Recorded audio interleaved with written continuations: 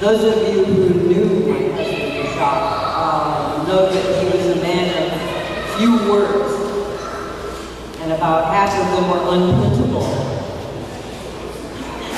So if this were him, and he were asked to say a few words, he would say a few words. He would say, "Fight hard, oof," and he would sit down again. Because many of you don't know him, never met him, don't really know his story, I thought I would tell you very quickly just a little bit about who Jacques was and what he lived through. He was 16 years old when he was arrested by the Soviet Red Army. They were occupying his country at the end of World War II. And the Russians were occupying Romania, where he was going to school. He was on his way to school and he was arrested by Russian soldiers. Not that he'd done anything, they were looking for workers. They wanted slave laborers in the coal mines.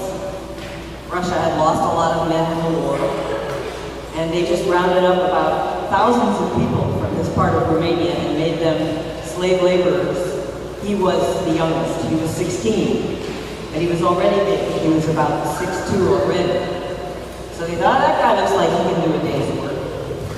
2 years later, the Russians were not like the Nazis. They were trying to kill their prisoners, but they didn't care if they died. They didn't feed them very much. They were doing very hard work. They didn't have enough warm clothing, and the Russian winters were very hard. Jacques survived because he was strong. He worked hard for them. People used to sneak him food, some of the Russian girls particularly, used to bring him extra food and help him stay alive. He survived that for 2 years. And then he began to get a little bit weak, because you work like that with that kind of food and that kind of cold long enough it wears you down. He was a little bit dreamy and weak, and he wasn't careful, and he was working underground in a part of the mine where they already took the coal out and they needed to build supports to hold the ceiling up. And they couldn't work fast enough, so they had to cheat. They would leave an empty space in the middle of the support. And the mine caved in on him. He was buried alive. At this point, he was not quite 18 years old. And he came to consciousness underground, buried. He couldn't move. His legs were pinned down. His hands were pinned down. He could just barely breathe.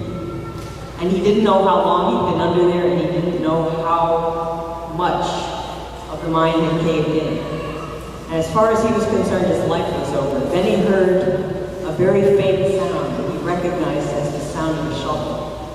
And his best friend, who was almost as big as he was, a guy named Omar, was digging towards him as fast as he could. So it was a race against time. Would he run out of air, or would Omar get there first? Omar got there first, dug like a crazy man, saw Jacques' toe, freed his feet, saw his toe move, yelled, "He's still alive!" They made everybody dig faster. They pulled him out, and he asked if his hair had turned gray. He then was taken to a very little hospital. His legs they weren't broken, but they were very badly wounded, and they became infected. This part of the story is a little gross because his legs really swelled up to the size of his waist. Then they burst and the infection drained, and then they began to develop gangrene, which is a really life-threatening condition. And he heard the doctors say, "We might have to amputate." And this was in the middle of a Russian winter. It's like 20, 30 below zero. He decided to escape. And he escaped by riding in coal trains in the cold. It took about 3 weeks for him, and he was a homesick kid. He wanted nothing more than to go home to his mother and father, but he knew that the Russians were still in control of Romania. If he went home the way he longed to, they would catch him again. And so he knew he could not go home. He couldn't go to his parents. As injured and sick as he was, he had to go to the Americans and the British in Western Germany, and he made it. And he kept his survived that incredible experience and eventually came to Canada. And in fact, he trained right here in Montreal as a boxer for a year and loved this town. Spoke a little bit of French, your kind of French. Always loved coming back here. So this is the first tournament that I have been to without him. And it's very emotional for me, and I'm really glad that you're all here.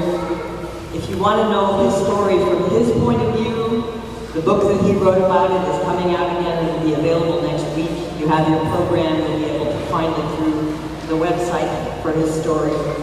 And it's an honor to him. When he met Masayama, the founder of Kyokushin, they took one look at each other and he said, there's a guy who's lived. There's somebody who understands me. They didn't speak a word in common, but they just looked at each other, their eyes met, and they understood each other.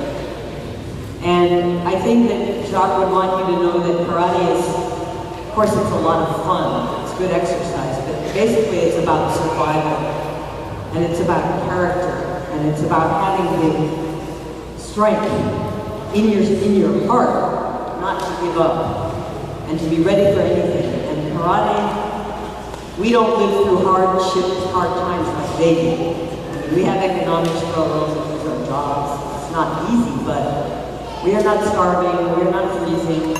But karate can create that kind of strength for you so that you are ready for anything that might come. And it's very important.